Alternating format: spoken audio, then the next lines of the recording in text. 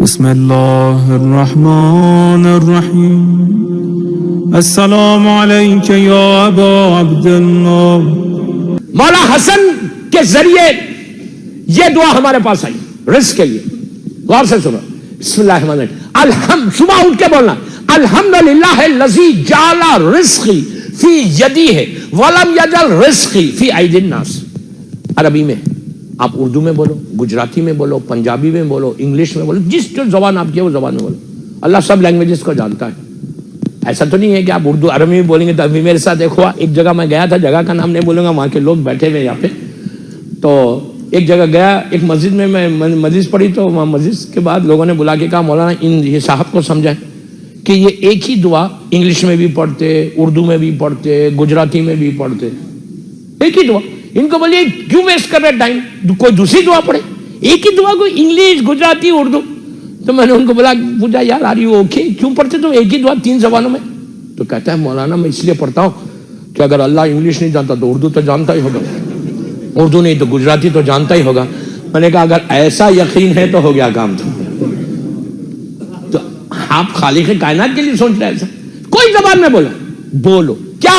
الحمدللہ الذی جعل رزقی فی یدی ہے ولم یجعل رزقی فی ایدی الناس۔ دوستو اب ترجمہ سنو، خوش ہو گئے۔ روز صبح اٹھ کے مولا حسن کہتے، مولا علی سے ہی حدیث ہمارے پاس آئی، رسول اللہ کی حدیث مولا علی، مولا علی سے امام حسن، امام حسن کے لیے روز صبح اٹھ کے یہ جملہ اپنی زبان میں بستر سے اٹھے تو بولو دیکھو رزق کیسے کھلتا۔ کتنے پیارے انداز سے اللہ کا رسول اور امام علی ہم کو بتا رہے۔ مولا حسن بولتے کہ صبح اٹھ کے بولو، اور سے سنو، اللہ تیرا شکر ہے کہ تو نے میرے رزق کو اپنے ہاتھ میں رکھا، بندوں کے ہاتھ میں نہیں دیا۔ کیا بات ہے یار! اگر اللہ بندوں کے ہاتھ میں رزق دے دیتا تو صرف پیسے والے زندہ رہتے، غریب تو یہی مر جاتا۔ اللہ تیرا شکر ہے کہ تو نے میرے رزق کو اپنے ہاتھ میں رکھا، بندوں کے ہاتھ میں نہیں دیا۔ آپ سوچو کہ رزق کیسا بانٹتا ہے، کیسا رزق بانٹتا ہے، کیسا بانٹتا ہے۔ نبی موسیٰ کا آخری وقت آیا، ملک الموت آئے نبی موسیٰ کے پاس، اپنے گھر کے باہر کھڑے ہوئے تھے، چھوٹی سی بیٹی تھی ان کے ساتھ کھڑے ہوئے، ہاتھ میں عصا اسٹک لے کے کھڑے ہوئے موسیٰ۔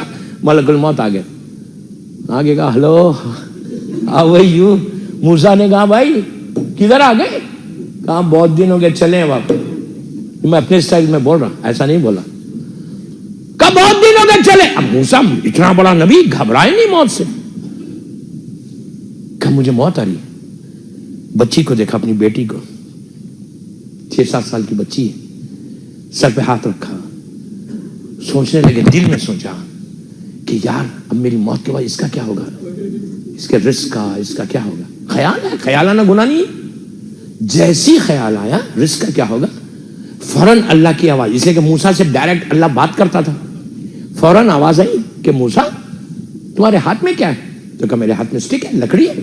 کہ سامنے جو چھوٹا سا راک ہے نا، پتھر کا، اس پہ مارو۔ موسیٰ نے ایسا مارا، مار دیکھی سوراخ ہو گیا، سوراخ ہوا۔ اللہ نے کہا موسیٰ کیا دیکھ رہے؟ تو کہا نیچے سوراخ ہو گیا۔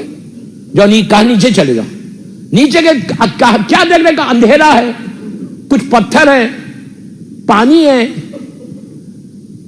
اللہ نے کہا اس پتھر پہ مارو، پھر اپنے اسٹک کو، پھر انہوں نے مارا۔ قصص الانبیاء کی روایت پڑھا، پھر پھٹا۔ کہا آپ کیا دیکھ رہے؟